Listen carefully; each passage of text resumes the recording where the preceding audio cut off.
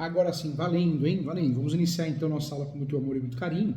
Eu quero falar com você a respeito, sim, da perícia em uso capião. Perícia em sede de uso capião. Nós temos duas provas, as provas orais, testemunhas e depoimento pessoal das partes. E isso nós apresentamos uma audiência de instrução e julgamento. No uso capião nós podemos usar isso, já conversamos sobre provas em outras aulas. De fato, podemos pedir o agendamento de uma audiência de instrução e julgamento e podemos usufruir dessas provas sim. Mas o mais comum é ganhar a ação do uso capião, fazer o uso capião judicial, extrajudicial, com provas documentais, né? Essas provas documentais já conversamos quais são: conta de água, luz, energia, nota fiscal, recibos, notas fiscais. Não necessariamente eu tenho que pagar água, luz e ter IPTU no nome para ganhar uso capião. Já ganhei várias ações aqui no escritório, no Brasil todo, de uso capião sem ter IPTU no nome, sem ter RG, perdão, sem ter água, luz no nome. Então, a prova da posse não é só esses documentos. Eu posso usufruir quando tenho. Quando eu não tenho, tem outras formas de provar a posse. Mas uma prova muito importante, considerada uma prova documental, em uso capião, é de fato a perícia, né? A perícia no uso capião sempre vai ocorrer no uso capião judicial. No extrajudicial não, porque no extrajudicial você vai contratar um topógrafo e ele vai fazer a planta e memorial descritivo, algo novo, né? Esse profissional tem que ser regulamentado ao conselho de classe, tem que ser engenheiro, tem que ser arquiteto, né? Topógrafo, com um número de inscrição, né? Senão não tem validade essa planta e memorial descritivo. E aí o que eu trago para você de importante dentro desse contexto? A perícia no uso capião judicial ela sempre vai existir. Por mais que você junte uma planta velha, antiga, desatualizada, vai ter perícia. Você achou uma planta na prefeitura, você achou uma planta no cartório de imóveis, vai ter perícia. Não achou planta, mandou fazer nova, bem feita, planta e memorial descritivo, os dois juntos, topografia, vai ter perícia do mesmo jeito. A perícia eu posso pedir antecipação. Quando eu não quero que o meu cliente gaste ou ele não tem condições, você pode pedir antecipação da perícia, ela pode ser deferida ou não, pode o juiz concordar ou não. Quando o cliente tem condições, o ideal é que apresente uma planta nova, memorial descritivo, é o ideal, mesmo porque não podemos contar com a antecipação da perícia, porque dependemos da decisão do juiz, infelizmente, na realidade. A prova pericial no uso capião é necessária, é eficaz, ela é obrigatória, nós não temos o uso capião sem perícia. Se ocorrer isso, porque o advogado esqueceu de pedir, o advogado, você tem tese de nulidade, né, para derrubar depois esse uso capião. Então, o ideal é que o advogado não esqueça. Se você que está me assistindo esqueceu, peça, né, antes do fim da ação, se for possível. Se você já passou a ação, não pediu, o juiz também não marcou, fique atento. Tem uma boa tese recursal para eu anular esse uso capião. E se eu ingressar com essa nulidade, eu vou anular. Então, precisa tomar cuidado. Mas dificilmente o judiciário vai comer bola, né, vai se atrapalhar em relação a isso. O judiciário normalmente... Algo que não esquece no uso capião é pedir a perícia. Diz a lenda porque tem peritos que dividem os honorários com o juiz, né? Não acredito nisso porque o Brasil é um país totalmente honesto, né? Então, totalmente correto. Mas dificilmente o juiz, o Poder Judiciário vai esquecer dessa perícia topográfica. A prova pericial, ela é consistente em exame, né? Vistoria ou avaliação. Ela é necessária quando a questão do objeto do litígio, deve ser julgada e necessita de esclarecimentos técnicos. Os peritos no Código de 1973, seriam os escolhidos dentre os profissionais de nível universitário, de fato dentro do nível universitário, devidamente inscritos no órgão de classe competente. No CPC novo não mudou muita coisa, na verdade eu contrato um perito porque ele é expert naquele assunto, né? É alguém de confiança do juiz, da juíza. O perito ele entrega um currículo, uma apresentação, o juiz vai olhar e pode convidar esse perito, mas tem que fazer cadastro no TJ. Então eu faço cadastro no TJ, vou constar como perito e depois, para poder fortalecer meu network, né, eu vou lá nos cartórios, na vara, apresentar meu serviço, conversar com o juiz e juíza para que eu seja convidado ou convocado, tá? O que é, professor Júlio, prova pericial no novo CPC? A prova pericial no novo CPC ela é regulamentada pelos artigos 464 e 480 do CPC e consiste, sim, no meio de prova destinado a solucionar uma controvérsia. Esse é o objetivo da perícia, né?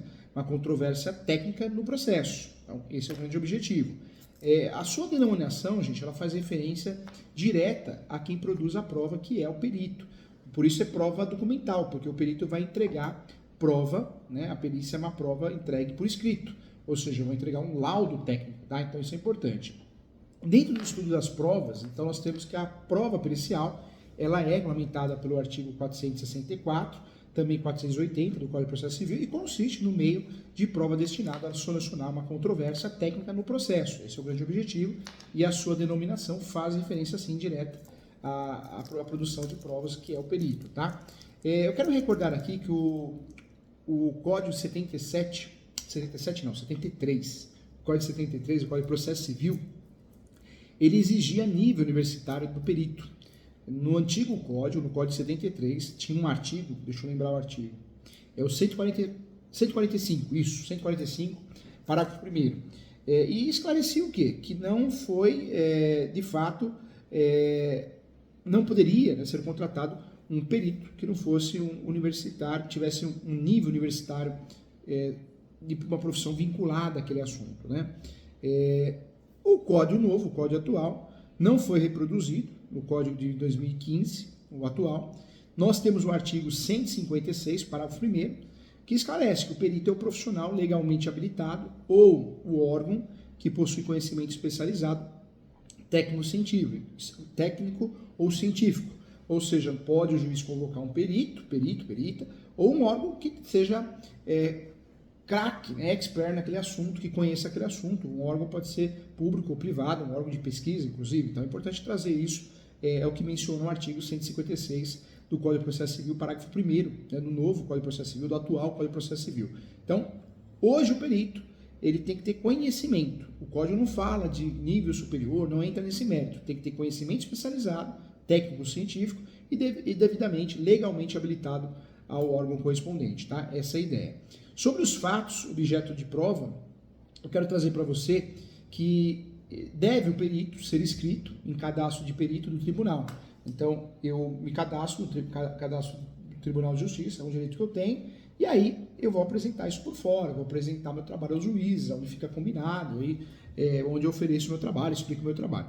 Em resumo, o perito é a pessoa natural, é uma pessoa natural ou física, né? Não precisa ter CNPJ, pode ser pessoa física, com conhecimento especializado, técnico ou científico, sobre o tema a ser apreciado, independentemente de seu grau de escolaridade, e por isso, por exemplo, um técnico em edificações ou um técnico em segurança do trabalho pode ser peritos no processo judicial, sim, o novo código permite isso. Quero trazer para você algo importante também, isso é importante.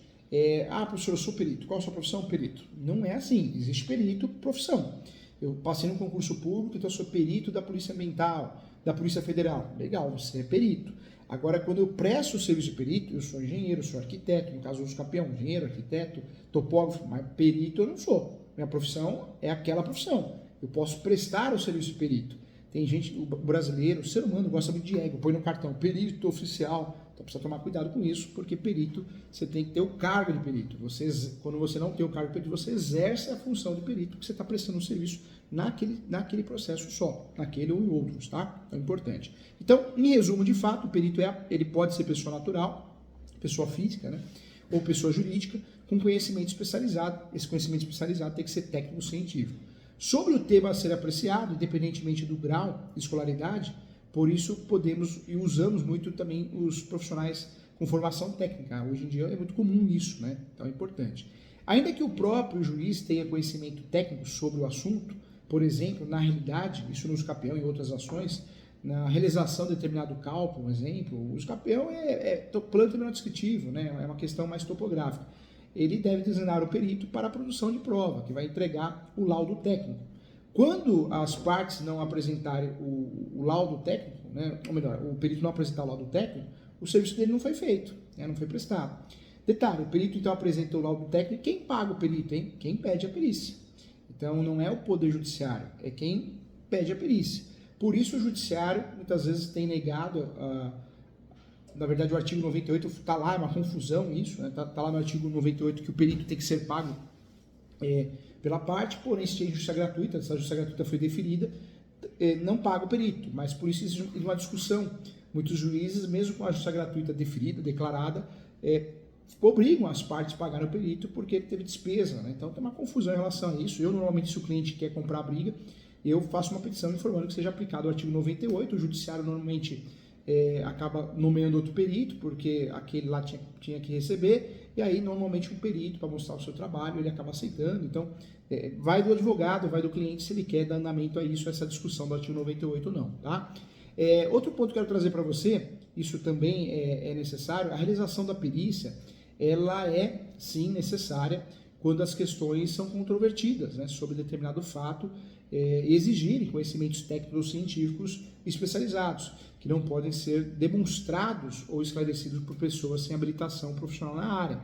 A prova pericial, gente, ela possui 3 espécies diferentes. Anote aí, 3 espécies diferentes. É importante, pós-graduação, curso alto nível, tem que aprofundar, não tem jeito. A gente não pode ser pego de surpresa, né? Pego de surpresa. A prova pericial, então nós temos 3 tipos, 3 espécies diferentes.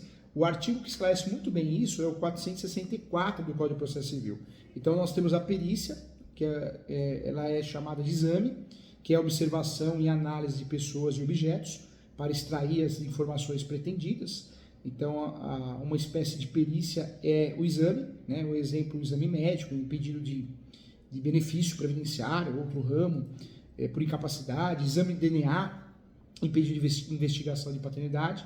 Temos a perícia vistoria, que é a análise de um profissional que vai fazer uma análise de bens imóveis, normalmente bens imóveis, para verificar e especificar o seu estado, né? É a vistoria de um terreno, para um engenheiro, para um arquiteto, para um topógrafo, em pedido de reintegração de posses, talvez. E a terceira espécie que nós temos é a perícia avaliação, né? A avaliação é a atribuição do valor ao bem, o valor ao bem, né? É a avaliação, normalmente tem até corretor de imóveis que faz isso também, pode também prestar esse serviço, e deve, inclusive. Então, o corretor de imóveis, o engenheiro, o arquiteto, quem tem habilitação para isso, faz uma avaliação do bem, o KNAI, né? E aí faz toda a definição do seu valor de mercado, a avaliação do corretor de imóveis ou do vendedor de automóveis também, a pedido de rescisão de contrato, revisão de contrato. Então, isso é muito comum. Em relação ao procedimento, o perito, né, seja ele ou ela, é intimado, nomeado pelo juíza, Poder Judiciário, e no prazo de 5 dias úteis ele vai apresentar sua proposta de honorários, essa é a ideia, vai apresentar o seu currículo e os meios do contato. Isso aparece no artigo 465, parágrafo 2º, né? Tendo em vista que, em regra, o perito já possui cadastro prévio no Tribunal de Justiça, Tribunal de Justiça Estadual e também Federal, é dispensada a apresentação do currículo e dos meios de contato, né? Outro ponto também, ademais, eu acho que temos que trazer isso, quando existir tabela prévia de valores de perícia, também não é necessária a manifestação do perito sobre a quantia a ser paga, tá? Isso é importante também. No usucapião não, no usucapião normalmente o perito traz a proposta mesmo, se concorda ou não, pode parcelar. O ruim de parcelar a perícia no usucapião é que atrasa o processo, porque o perito só vai entregar a planta unidade descritiva ao final da última parcela. Então eu sempre falo para o cliente, se possível, pagar à vista ou fazer um empréstimo por fora e pagar para o processo ir, senão trava, né? Fica suspenso, né? Importante. Por isso, gente, em regra, o perito, o prazo é de 5 dias, né? Conferido ao perito para ter ciência da sua designação e para realizar a prova no processo e, se for o caso, alegar também alguma causa que impossibilite de ser produzida também, tá? Então isso é possível também.